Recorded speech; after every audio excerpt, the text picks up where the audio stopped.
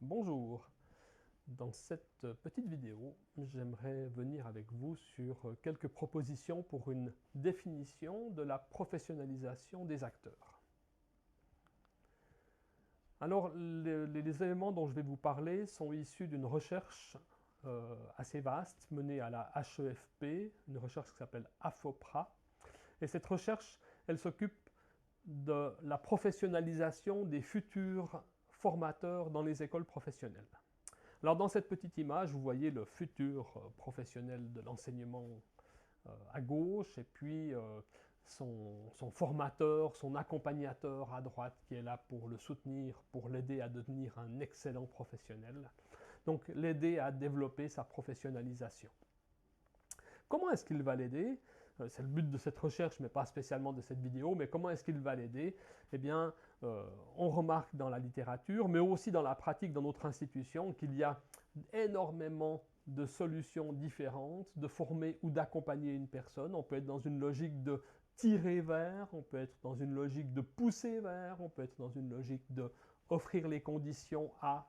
Enfin, ce ne sont que trois petits exemples. Hein. Je ne veux pas faire référence ici à toutes les postures possibles dans l'accompagnement et tous les styles d'accompagnement que l'on pourrait rencontrer.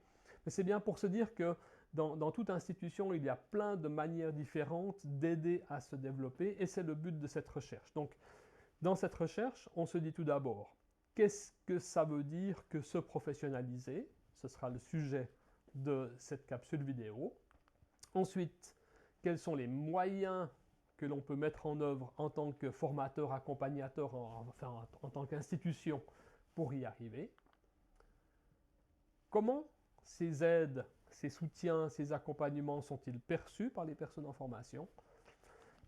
Et dans le but de notre recherche, c'est également de calculer, d'observer combien ça coûte ce style d'accompagnement par rapport aux effets. Donc on est sur un calcul d'efficience. Nous, on s'arrête principalement dans cette vidéo sur le point numéro 1 de comment est-ce que l'on observe qu'une personne est en train de se professionnaliser.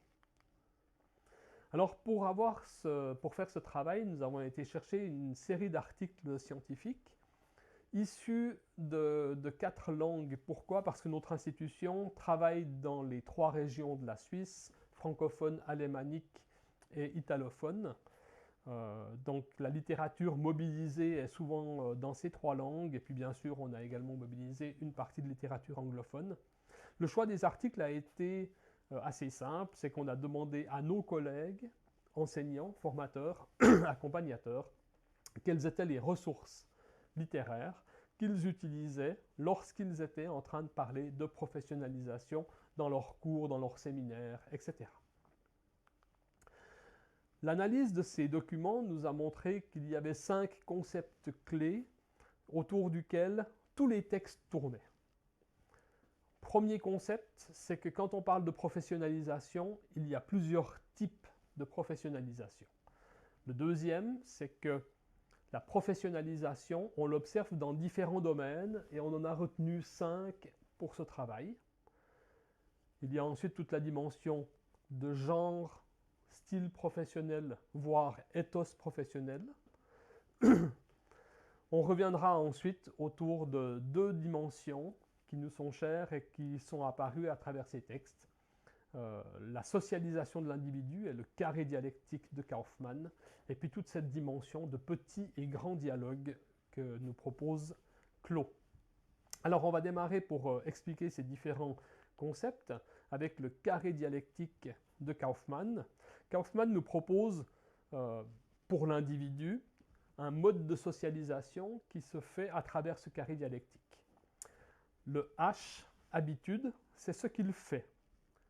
Ce n'est pas à confondre avec l'habitus de Bourdieu. Hein. On est bien sur le geste, ce qu'il fait, et sa réflexivité individuelle, c'est ce qu'il pense qu'il devrait faire. Dans les formations d'enseignants, on est souvent à insister sur cette première dimension, c'est pour ça que j'ai mis cette flèche en rouge, parce que la plupart des processus de réflexivité vont travailler sur comment ça s'est passé, comment tu penses que ça aurait dû se passer, et d'analyser les écarts qu'il y a entre ces deux. C'est une des 6 dialectiques que nous propose Kaufmann dans son schéma. Les autres pôles, on va avoir la réflexivité sociale. La réflexivité sociale, c'est qu'est-ce que je pense que les autres pensent que je devrais faire dans cette situation. Donc avec ces trois premiers points, H, R, I, R, S, on a déjà une situation qui se complexifie. Voilà comment j'ai fait, H. Voilà ce que je pense que je dois faire, réflexivité individuelle. Et voilà ce que je pense que les autres pensent que je devrais faire, réflexivité sociale. Enfin, le S, cadre de socialisation, c'est le lieu, c'est le contexte. Et en fait, ce que je pense que les autres pensent que je devrais faire va changer d'un cadre à l'autre. Je ne penserai pas la même chose que je sois dans une université en ce moment ou que je sois dans une réunion de famille en train de parler de la socialisation selon Kaufmann. Donc là, on a le carré dialectique de Kaufmann qui était un des éléments qui est revenu très souvent dans les littératures que nous avons analysées et qui nous ont permis de construire ce modèle ou cette définition de professionnalisation. Deuxième élément, issu ici des travaux de Clos et de Anjoro, la réflexivité individuelle, elle n'implique que moi et elle est assez proche de ce que l'on va appeler le style professionnel. Faire ce travail de cette manière-là, pour moi, je devrais le faire de telle manière, c'est donc bien mon style. Alors que dans la réflexivité sociale, ce que je pense qu'un enseignant devrait faire en ce moment dans une vidéo, c'est bien le genre professionnel. Hein, je me représente un genre collectif pour être reconnu comme un enseignant. Voilà comment je devrais m'exprimer, par exemple. Et au milieu de ça, nous avons l'éthos professionnel, qui lui va être une manière de dialoguer entre mon style, ma réflexivité individuelle, et le genre, ma réflexivité sociale. C'est pour ça que j'ai placé ici le petit dialogue et le grand dialogue. Ça, c'est des termes qui nous viennent au départ de Patkin, que Clos a réutilisé dans ses écrits. Le petit dialogue, c'est lorsque je parle à moi-même, avec moi-même. C'est ma réflexivité individuelle. Le grand dialogue, c'est le dialogue que je tiens dans ma tête lorsque je convoque un certain genre professionnel. Je suis en train de faire un travail, et comme je vous le disais il y a quelques minutes, je suis en train de faire cette vidéo et en même temps, je suis en train de me dire qu'est-ce que je pense qu'un enseignant d'une université devrait avoir comme style de langage pour faire une vidéo. Vous voyez que je ne suis plus en train de convoquer que ma représentation, mais celle que je projette à travers un générique qui serait le professeur d'université. Et dans ce cas-là, je suis en train de faire un grand dialogue. Je dialogue avec une deuxième personne dans ma tête.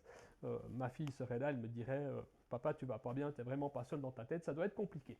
Mais c'est un petit peu ça qui se passe effectivement quand on est en train de faire ce grand dialogue et une réflexion à travers laquelle je tiens compte de différents avis. Être capable de tenir compte de mon avis, de différents avis et prendre des décisions éthiques basées sur des valeurs reconnues, c'est ce que le Anjoro va appeler l'éthos professionnel. Je vous disais en introduction que nous avons retenu trois types de professionnalisation. Alors, Richard Witorski a beaucoup travaillé sur cette question et il nous propose trois catégories. La professionnalisation profession. Pour les mécaniciens automobiles, être un bon mécanicien, c'est quoi? La professionnalisation formation. Pour une école de formation en mécanique, le bon mécanicien, c'est qui? Et la professionnalisation efficacité du travail. Et on pourrait dire, pour un patron d'un garage, un bon mécanicien, c'est qui? Ces trois visions du bon mécanicien, elles vont être éclairées selon le point de vue que l'on a, la corporation, profession, la formation ou l'entrepreneuriat ou la partie économique de notre fonctionnement. Et enfin, dans nos travaux, nous avons ici été inspirés par Schrittres, qui nous parle de 5 domaines de la professionnalisation, 5 domaines que l'on retrouve assez largement dans la littérature.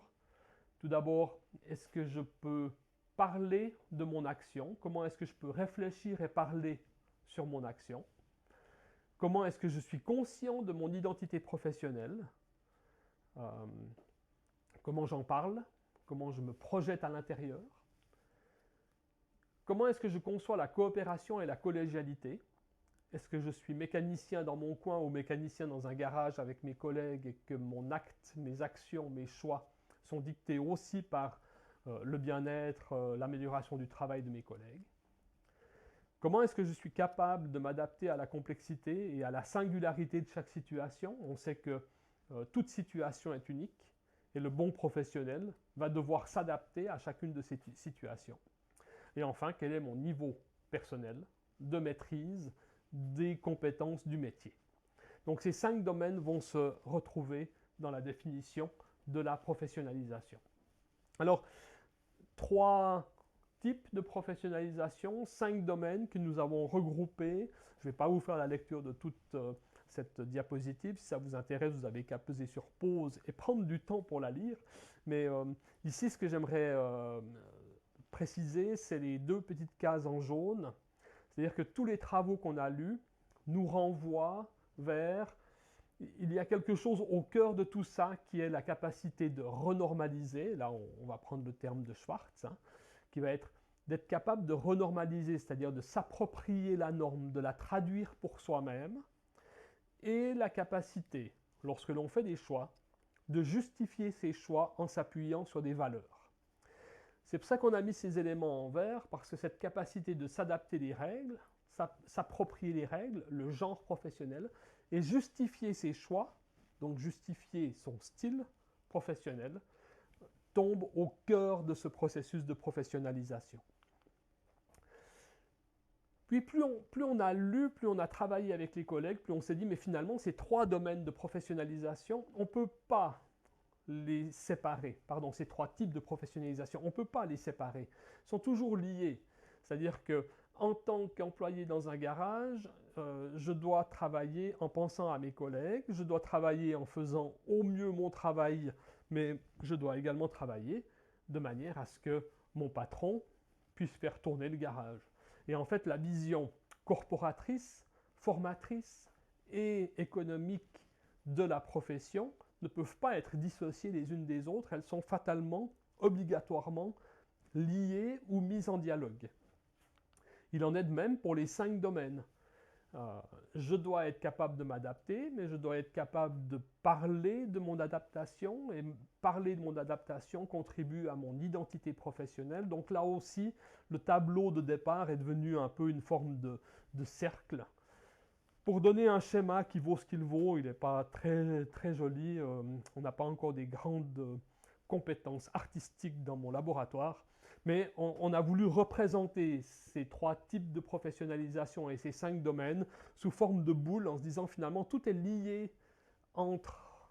Chaque domaine est lié avec un autre, chaque type de professionnalisation avec une autre. Par contre, ce qu'il y a au cœur, c'est toujours le système de valeurs. Sur la base de ce travail, en passant de ce tableau à 3 colonnes, vers une représentation circulaire, on a voulu mettre en évidence cette dialectique du petit dialogue qui serait resté dans une colonne. D'après mon point de vue, qu'est-ce que j'en pense et qu'est-ce que j'en dis? Ce serait une vision dialectique. Vers une dimension plus dialogique qui est, voilà comment on peut parler de cette situation lorsque l'on est dans un type de professionnalisation, tout en tenant compte des impératifs et des obligations qui sont issues ou liées à un autre type de professionnalisation. Ce travail nous a amené à une définition que l'on peut voir ici. Professionnalisation pour une personne peut être ainsi définie comme développer sa capacité à articuler petit et grand dialogue dans ses choix, actes et réflexions sur sa pratique professionnelle, à des fins d'émancipation et de développement de son ethos professionnel. Voilà, je vous remercie pour votre attention et vous souhaite une bonne écoute des prochaines capsules.